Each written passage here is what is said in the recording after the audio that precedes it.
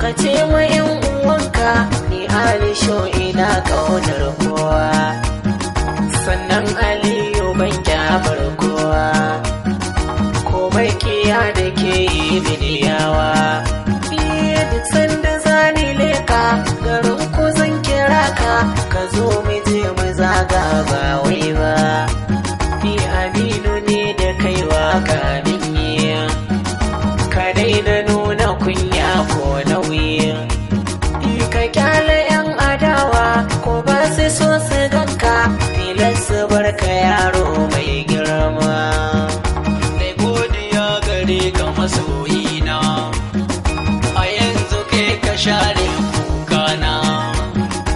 Aliyu Sho kana yi mini rana, da ni da kai amana ba wanda za ya canza, ka ja mu je zuwa gobe daɗi.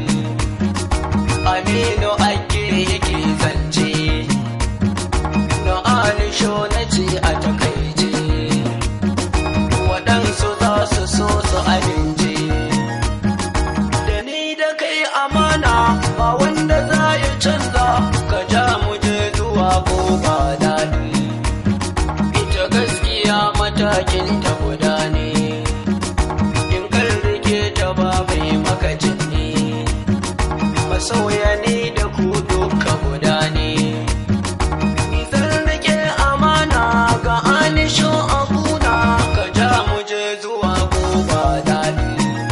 Abokane a dole ne in gaida ku, yan kwamfita na ce ba tankar ku, na Habiba dole ne in gaida ka, Shamsu Olu kai ma ina gaida ka, Saudi Zafiri na gaida ka, sauran abokane ban manta ba, ga Aminu aiki abba ga Najatu.